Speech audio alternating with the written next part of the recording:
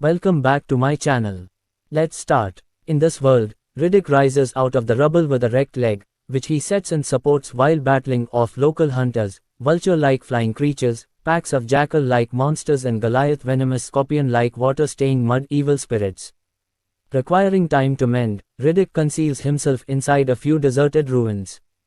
After he's completely recuperated, Riddick sees a huge savanna past a few rough bluffs, yet the main section through is obstructed by a few sloppy pools invaded with mud devils.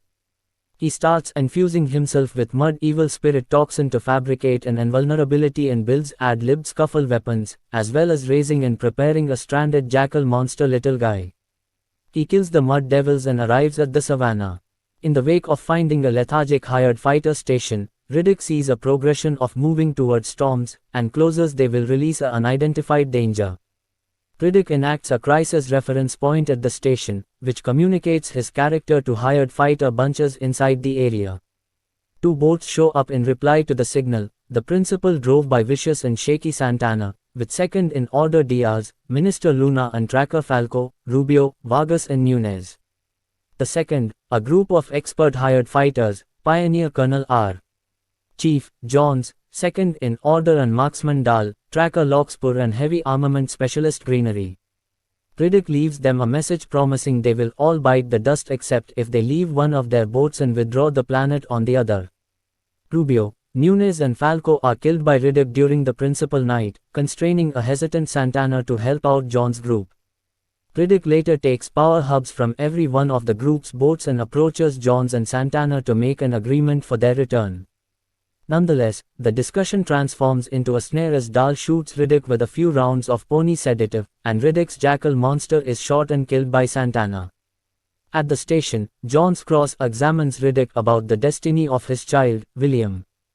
At the point when the Tempests arrive at the station, Riddick's alarming statement is uncovered as great many mud devils rise up out of hibernation underground, stirred by the water, and blockade the station, killing Lockspur and Greenery. Johns consents to deliver Riddick to find the secret power cells, however Santana endeavors to kill Riddick in light of the fact that he is worth more dead than alive and in light of the fact that Riddick vowed to kill Santana assuming set free. Riddick, with one leg free, guillotines Santana with his own cleaver. The gathering then delivers Riddick on the condition he recover the hubs and each party gets a boat. They battle their direction to the boats, and Vargas is killed by a mud evil spirit.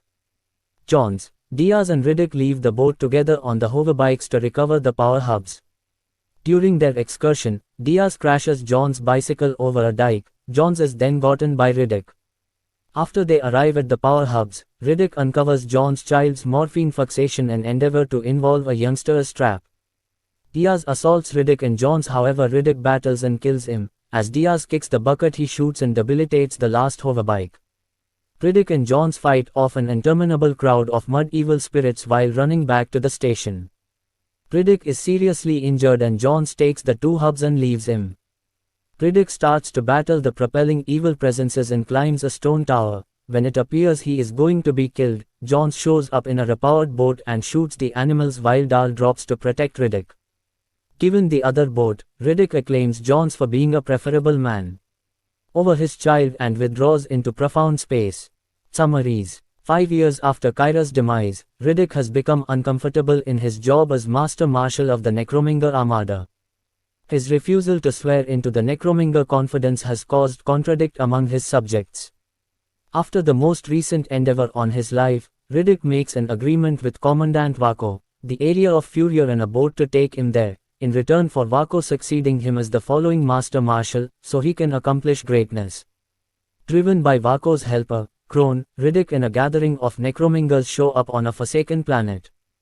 Understanding that it isn't Furya, Riddick kills the majority of his escort when they endeavor to kill him. Krone causes an avalanche and covers Riddick alive.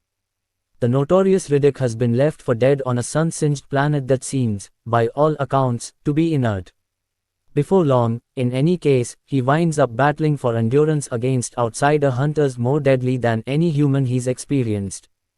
The main way off is for Riddick to activate a crisis signal and ready hired soldiers who quickly slide to the planet looking for their abundance. The main boat to show up conveys another type of merc, more deadly and savage, while the second is captained by a man whose quest for Riddick is more private. With time expiring and a tempest not too far off that nobody could make due, his tracker won't leave the planet without Riddick's head as their prize. Thanks for watching. Don't forget to like, subscribe,